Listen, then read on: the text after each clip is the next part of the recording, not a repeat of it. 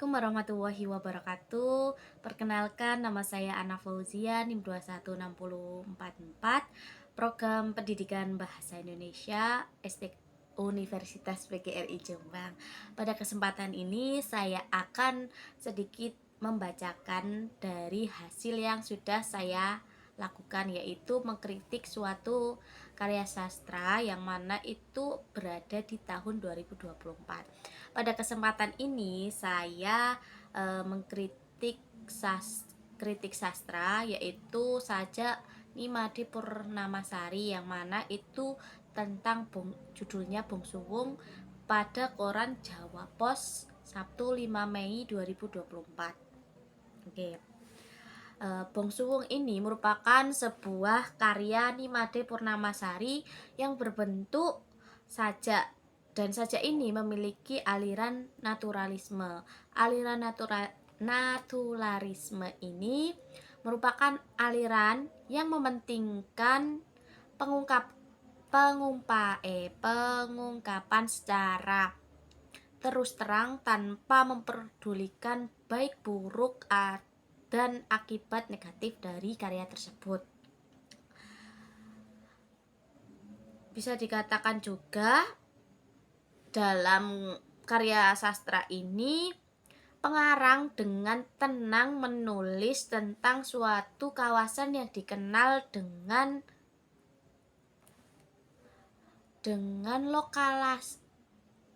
lokalisasi para pekerja seks komersial. Nah, menurut saya bahasa yang digunakan itu bebas, tapi ada maksud lain dari penulis karya tersebut, yang mana karya sastra ini ingin mengungkapkan bahwasanya di tempat ini bukan merupakan suatu hal yang membahagiakan. Nah, berkaitan dengan penulisnya, yaitu Nimade Purnamasari. Ia itu lahir di Bali pada tahun 1989. Ia sering menulis puisi, cerpen, esai, serta dipublikasikan di beberapa sejumlah surat kabar seperti Kompas, Koran Tempo, Media Indonesia, Jawa Pos, dan Bali Pos, dan lain sebagainya. Nah, dia dari Nimade Purnamasari ini juga sering mendapatkan penghargaan, baik di setiap lomba ataupun di lainnya. Karya Bong Suwung ini itu ditulis di 2024. Oke, saya lanjut ya teman-teman. Mohon maaf kalau apa yang saya sampaikan kurang baik, karena di sini saya juga mencari Nimade Purnamasari itu tidak menjelaskan secara detail orangnya seperti apa, bla bla bla bla, itu kurang ada gitu di dalam koran atau lainnya. Cuma emang namanya itu yang saya dapatkan seperti itu. Nah, dalam karya sastra yang ini, Bong Suwung ini itu di dalamnya ada seorang perempuan yang ingin mempunyai rumah sendiri, dan ia ingin bebas dari tempat yang sekarang ia tempati. Ia memberanikan diri untuk lari atau keluar dari tempatnya saat ini, tapi belum ada waktunya.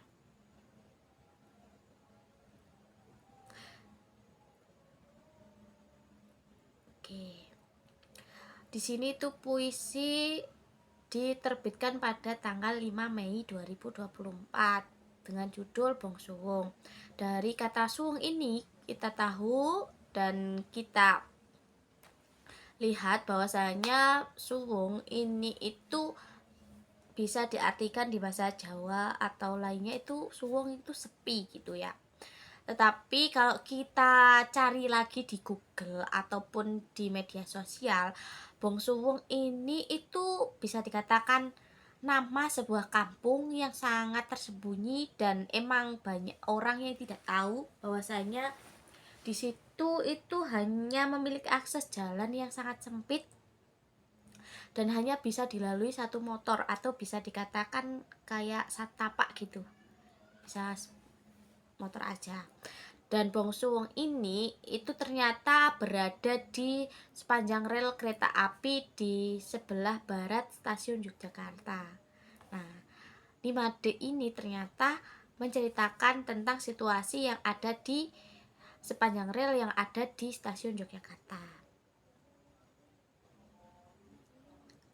Nah, bagi orang-orang di sekitarnya, nama Bongsuwong ini sangat lekat dengan kehidupan dekaden atau tempat persembunyian dan prostitusi murah atau prostitusi yang sering dilakukan orang-orang yang tidak baik gitu ya.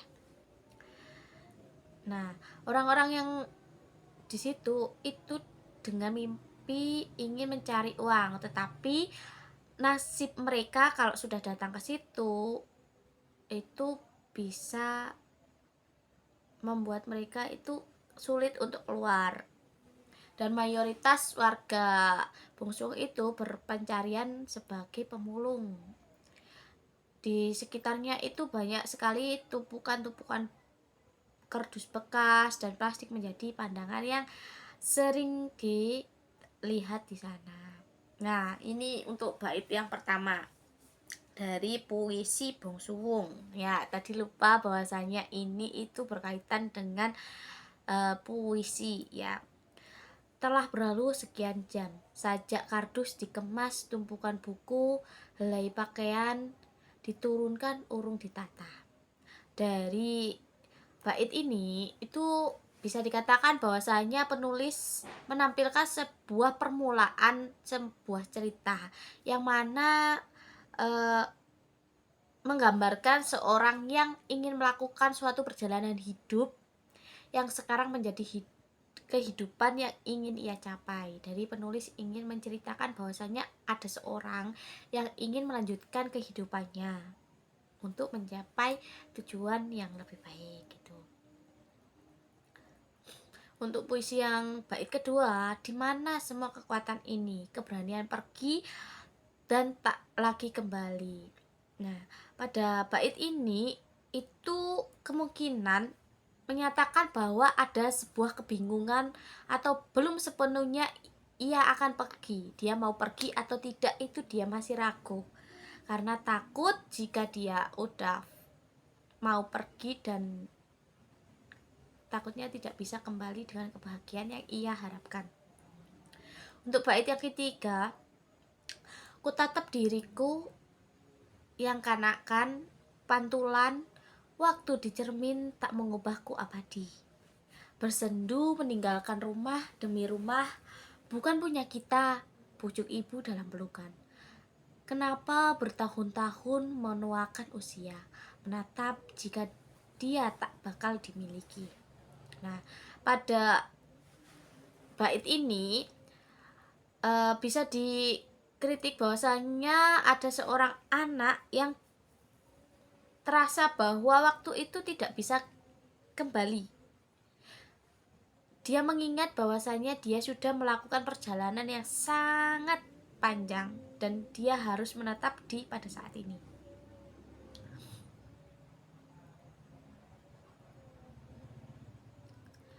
Lalu bisa diartikan juga jika dia tetap menetap, dia tidak akan gagal dimiliki seseorang dan tidak akan bisa bahagia dengan kebahagiaan. Nah, karena dia berada di Bongsuwong atau tempat prostitusi online, dia kalau sudah itu tidak bisa keluar lagi dan dia tidak akan mendapatkan kebahagiaan yang ingin dia lakukan. Padahal sebelumnya dia ingin keluar dari kehidupan yang lama menjadi kehidupan yang baik, ternyata itu bukan merupakan salah satu yang terbaik, jalan yang terbaik. Untuk puisi yang terakhir yaitu berdebarku menanti esok kan ku cium wangi pagi. Di pondok yang kubangun sendiri, tangga kayu, rantai kayu, semut lenyap di lebab tanah, menunggu suatu saat bersarang.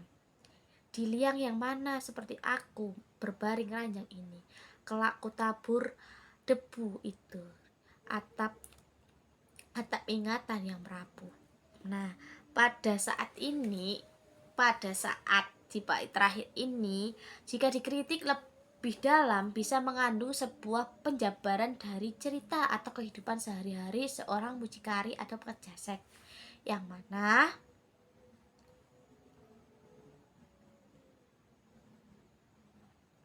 mereka kebanyakan ingin cepat-cepat mendapatkan uang, akan tetapi tidak memikirkan apa yang akan terjadi di akhir. Awalnya enak karena dapat uang banyak, cepat, dan bisa membeli sesuatu. Akan tapi semakin tua atau semakin bertambah usia seorang mucikari tidak akan pernah dimiliki oleh seseorang atau sulit mendapatkan pasangan. Oleh karena itu, pada bagian ini menyampaikan keinginan seorang pekerja seks itu ingin membuat suatu rumahnya sendiri, ingin menjadi dirinya sendiri, biarpun ia pernah menjadi seorang yang senang menunggu diranjang, tetapi dia berhak untuk bahagia dan hidup yang lebih baik. Dari beberapa yang telah saya lakukan itu bisa di puisi ini itu berkaitan dengan seorang yang penyesalan, dan sering sekali ini ada di kehidupan sehari-hari.